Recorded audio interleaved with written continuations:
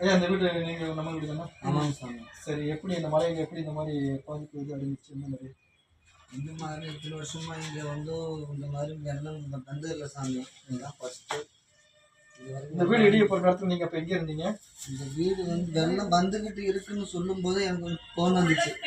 Phone வந்த உடனே எல்லாரும் வந்து எங்களை கூப்பிட்டு போயிட்டாங்க சாமி. எங்களை வந்து கூப்பிட்டு போயிட்டீங்க? போயிட்டோம். சேஃப்டியான இடத்துல எங்களை வந்து சேஃப்டி பண்ணிட்டாங்க. இப்போ வெள்ளம் வரும்போது நீங்கள் ஆமாம், வெள்ளம் வரும்போது நாங்கள் கிளம்பிட்டோம். இருந்திருந்தா எங்களுக்கு ஆபத்தாயிருக்கும்.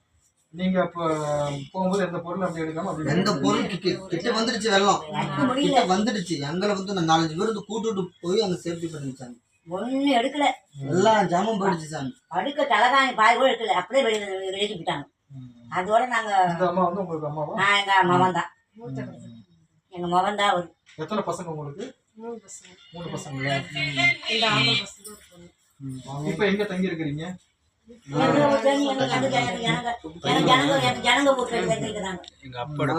துணியில அங்க எங்க ஜனங்க ஆளுக்கு ஒரு புடவை கொடுத்தாங்க கட்டிக்கிட்டு. அதான் எங்க ஜனங்க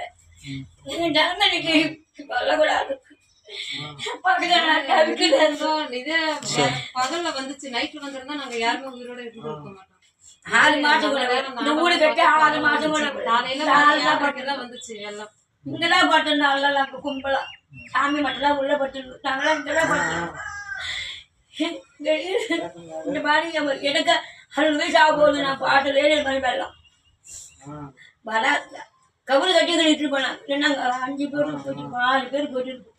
இந்த பகுதி பேரு ஸ்ரீராம் நகர், ஊரு பேரு அரசு விழுப்புரம் மாவட்டம். இப்ப இது வந்து பார்த்தாங்களா அரசு தரப்புல என்ன சொல்லியிருக்கிறாங்க? என்ன சொல்லல, வந்து இது வரைக்கும் ஒரு பதில் கூட இல்லைண்ணா. பட்டா இடம் தானே? இப்பதானே வாங்கினது ரீசன். இந்த இடம் வாங்கி 6 மாசம் தான் ஆகுது, 6-7 மாசம் தான் ஆகுது. பட்டா வாங்கினோம்னா வீடு கட்டணும். சரி, அங்க தங்க முடியாது, பசங்களை வச்சுட்டாங்க தங்க முடியும். ஒரு நாள் இருக்கலாம், 2 நாள் இருக்கலாம். போயிட்டா வீடுக்கு கடன் வாங்கி கட்டும் வீடு வட்டி மேல. சரி, அரசு தரப்புல வந்து இப்ப என்ன சொல்லிட்டு போயிருக்காங்க? இதுக்கு ஏதாவது உங்களுக்கு இது வரைக்கும் ஒரு பதில் கூட இல்லைன்னா காலையோட அந்த போட்டியா நாங்க பார்த்து சொல்றோம் அது ஒரு வார்த்தை தான் சொல்லிட்டு போயிருக்காங்க. ஏதோ நிவாரண பொருள் இழப்பீடு நிவாரண பணம் கொடுக்குறாங்களா? நிவாரண பணம் அரசு தரப்புல ஏதாவது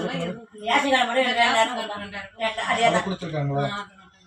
அதுலயே நிறைய பேர் வாங்கல, ரேஷன் கார்டு எல்லாம் போயிடுச்சு. ரேஷன் இருக்கவங்க தான் கொடுப்பாங்க. அப்படியா?